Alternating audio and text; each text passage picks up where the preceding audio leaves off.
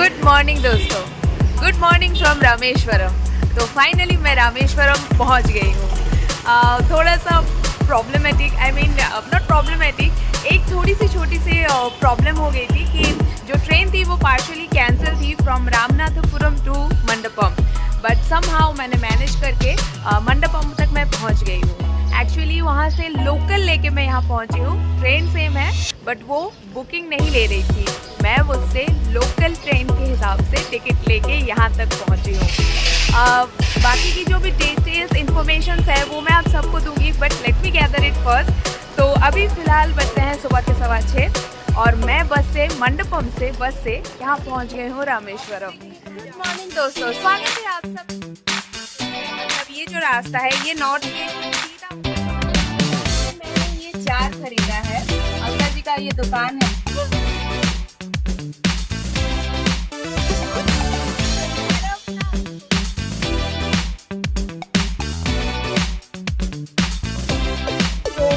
आखिरी वाले कुंड में ले लेना, तो आप थोड़ा रिक्वेस्ट करना उनसे, तो वो थोड़ा तो मैं अभी ईस्ट गेट की तरफ आई हूँ और देखते हैं अंदर।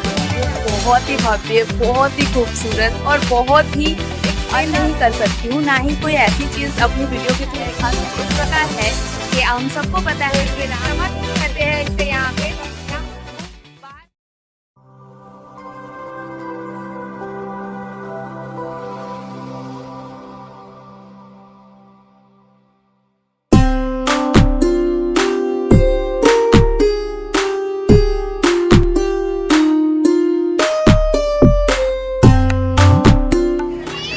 दोस्तों, स्वागत है आप सबका मेरे YouTube channel let's go with pre में। तो मैं अभी खड़ी हूँ भारत के उस पवित्र स्थान में जहाँ से प्रभु श्री राम ने लंका जाने के लिए जो राम सेतु बनवाई थी उसकी शुरुआत की थी। ये वही जगह है जहाँ से हनुमान जी ने एक छलांग में लंका पहुँच गए थे, और ये वही जगह है जहाँ प्रभु श्री राम ने शिवलिंग की स्थापना करके उसकी आराधना की थी और अपनी ब्रह्म हत्या के दोष से मुक्ति पाई थी। जी हाँ, मैं अभी हूँ धामों के धाम रामेश्वर धाम में, और मैं अभी खड़ी हूँ मंदिर के नॉर्थ गेट के ठीक सामने। इस नॉर्थ गेट से एंट्री लेते ही आपको मिलेंगे पवित्र वाइस कुंड, और उस वाइस कुंड के पानी से नहाने के बाद प्रभु के दर्शन होते हैं। लेकिन उससे पहले भी आपको अग्नि तीर्थम के स्थान पे नहाना पड़ता है। तो चलिए मेरे साथ अग्नि तीर्थम तक, और मैं आपको बताती हूँ कि इस मंदिर में दर्शन की पद्धति, नियम, ये सब रूल्स क्या क्या है।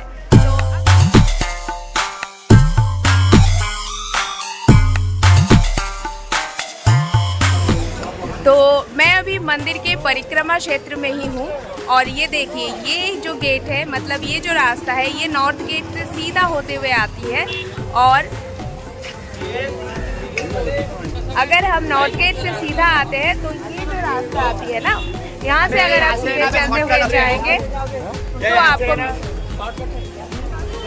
अगर आप इस रास्ते से सीधा चलते हुए जाएंगे तो इधर आपको मिलेगा समुद्र, और वही है अग्नि तीर्थम। चलिए आपको चिके चलते हैं।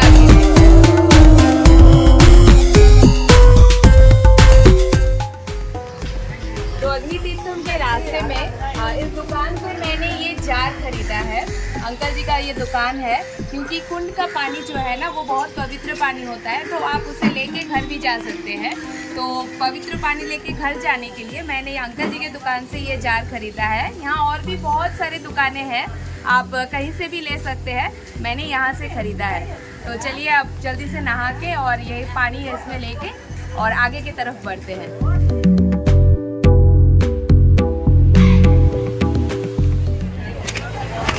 तो यही है अग्नि तीर्थम, और ये देखिए मेरे पीछे आपको दिख रहा होगा अग्नि तीर्थम का जो घाट है वो। वैसे इस प्लेस को अग्नि तीर्थम इसलिए कहते हैं क्योंकि यहीं पे सीता माता की अग्नि परीक्षा हुई थी, और अग्नि परीक्षा के बाद वो यहीं पे स्नान करके फिर शिव जी की आराधना किया था। तो ये जो प्लेस है ना, इसमें इस साइड में थोड़ा सा बालू वाला पार्ट है, तो यहीं पे लोग ज़्यादा नहाते हैं। और ये जो पीछे दिख रहा है आपको, इधर में थोड़ा सा पत्थर है, इसलिए यहाँ पे थोड़े से श्रद्धालु कम जाते हैं, कम स्नान करते हैं।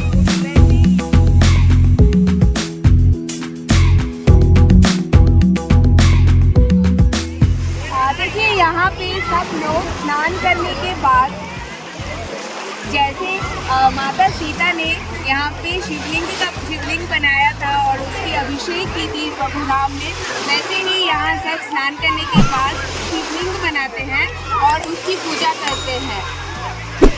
तो मैं भी जल्दी से नहा लेती हूँ और नहाने के बाद शिवलिंग की स्थापना करके उस पर भी जल अभिषेक करेंगे।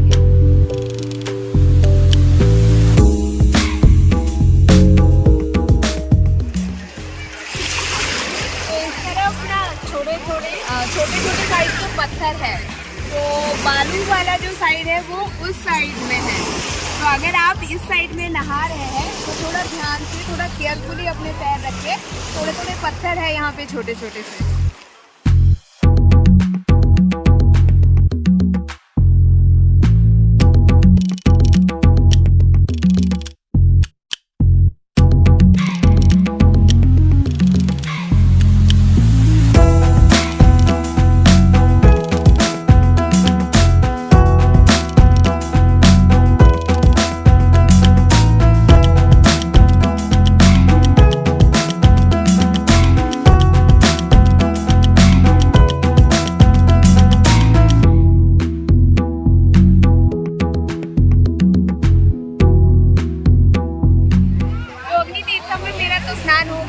और अब मैं चलती हूँ नॉर्थ गेट के तरफ और 22 कुंड है वहाँ।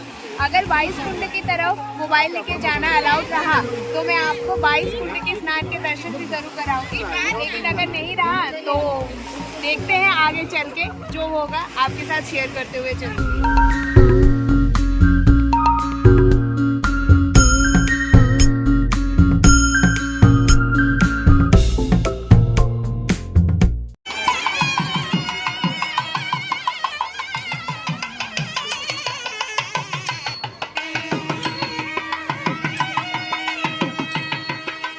ये रथ यात्रा शिवरात्रि के 10 दिन पहले से शुरू हो जाती है और ये कुछ 10 दिनों तक चलती रहती है। जो अभी आप देख रहे हैं ये रात को भी निकलती है। प्रभु की परिक्रमा भी कहते हैं इसे। यहाँ प्रभु बाहर आते हैं और अपने भक्तों के दर्शन देते हैं। बेसिकली वो उनके हालचाल पूछने के लिए सारे प्रभुगण, शिव जी, कार्तिकेय जी, गणेश जी, माता पार्वती सब निकलते हैं और इसी तरह से उनकी भव्य रथ यात्रा निकाली जाती है।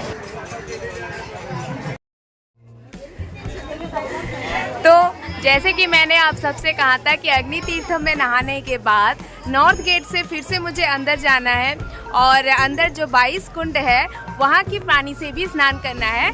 तो चलिए अब मैं पहुँच गई हूँ नॉर्थ गेट के पास और अब मैं अंदर जाके आपको दिखाती हूँ कि कैसे 22 कुंड में स्नान होती है। तो वैसे अगर फ़ोन लेके जाने दिया अंदर में तो ही मैं आप सबको ये सारी चीज़ें दिखा पाऊँगी, अदरवाइज़ तो थोड़ा मुश्किल है।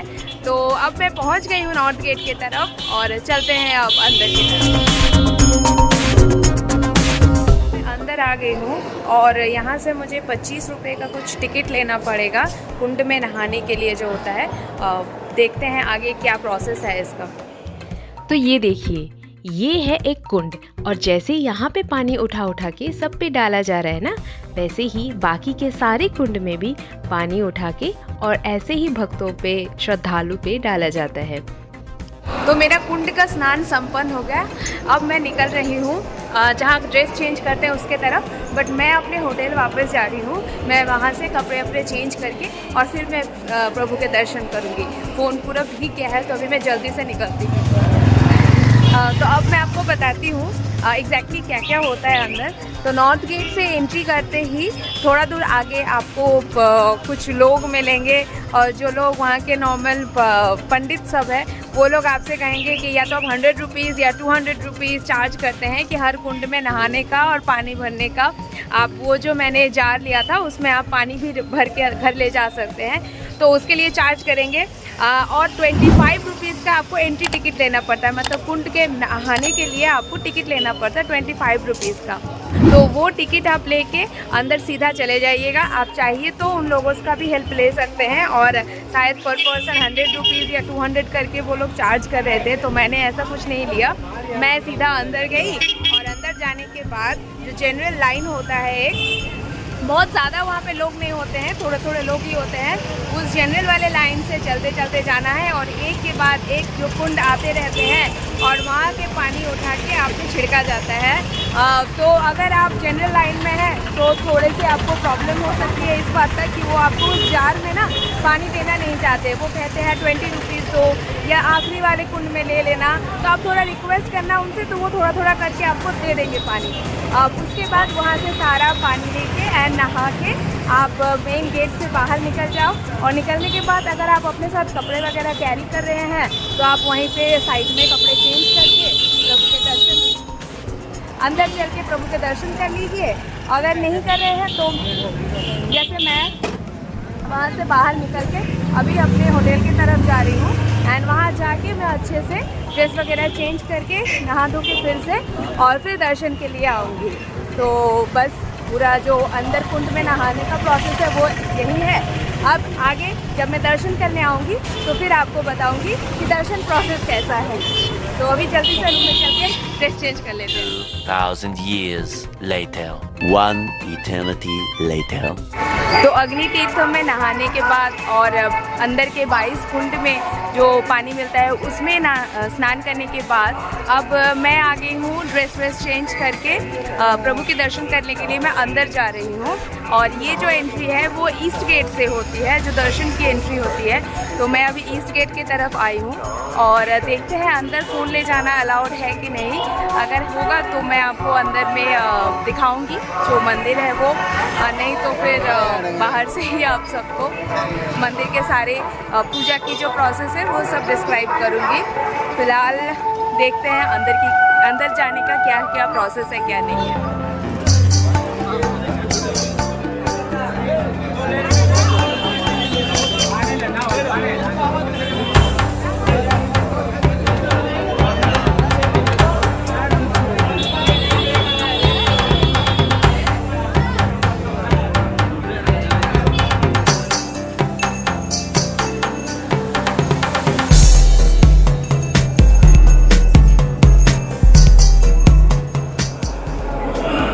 तो दोस्तों मेरी दर्शन समाप्त हुई और अब मैं आप सबके साथ शेयर करूंगी मेरी दर्शन एक्सपीरियंस।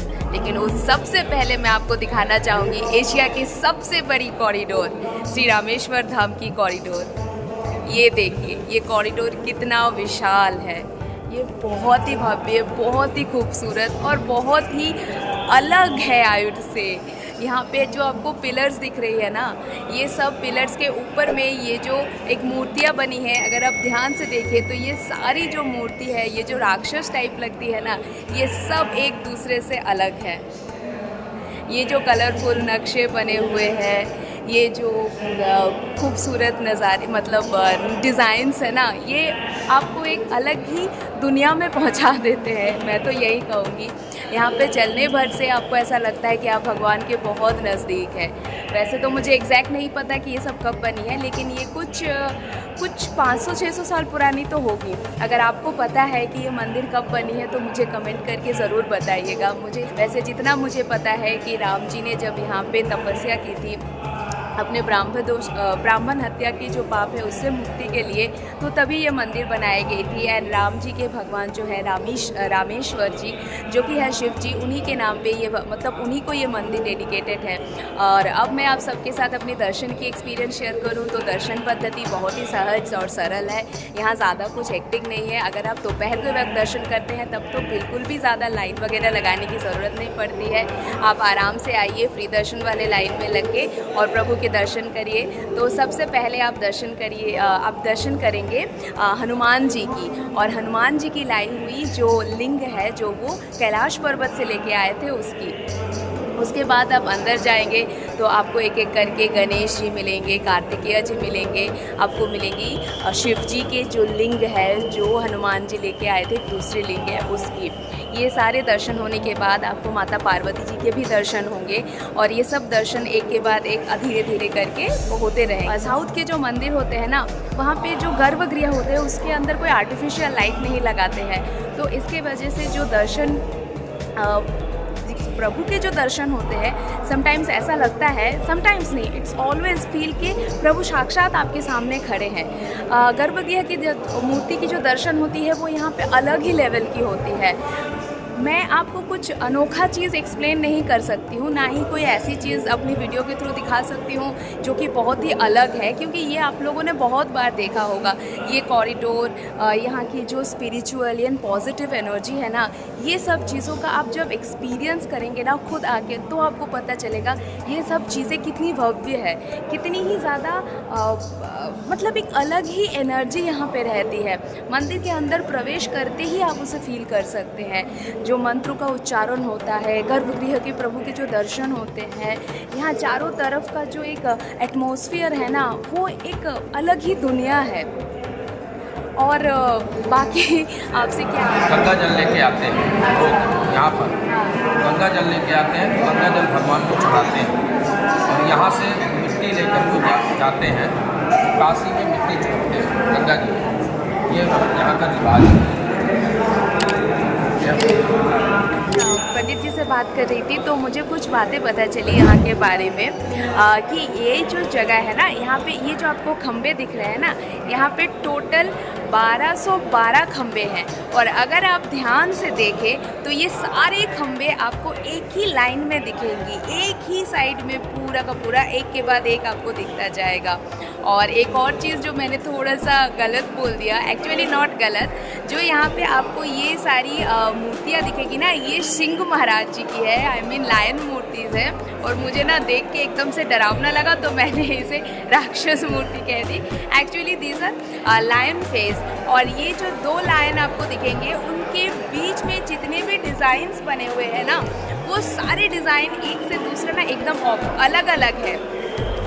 और अगर मैं बात करूं कि यहाँ की जो इस मंदिर की स्थापना के पीछे जो कहानी है, जो पौराणिक कथा है, वो कुछ इस प्रकार है कि हम सबको पता है कि राम जी जब लंका विजय करके यहाँ वापस आ रहे थे, आई मीन अपने देश वापस आए थे, तो उनके ऊपर ब्राह्मण हत्या का पाप चढ़ा था।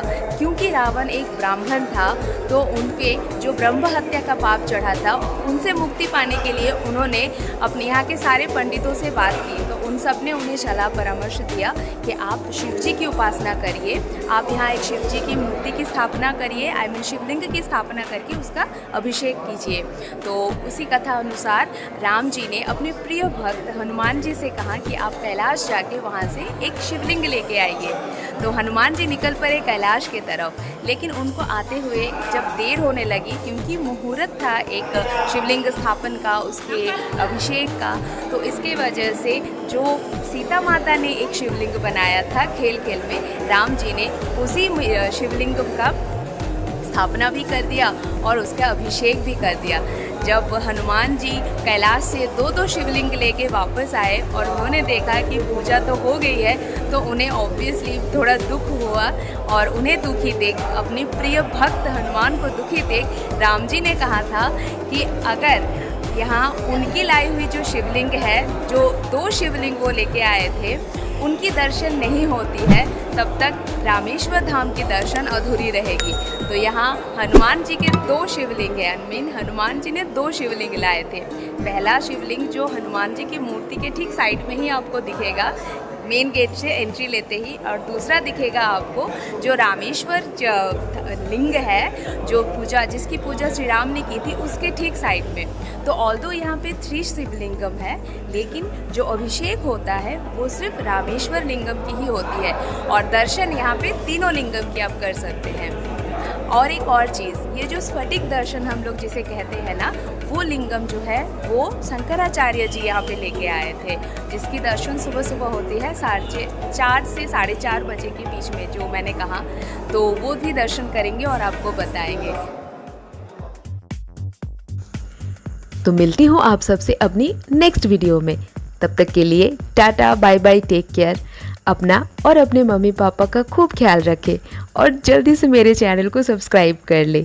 अगर वीडियो अच्छा लगे तो इसे एक लाइक ज़रूर करें, और हाँ, कमेंट करके मुझे ज़रूर बताएं कि आपको वीडियो में एग्जैक्टली क्या क्या अच्छा लगा।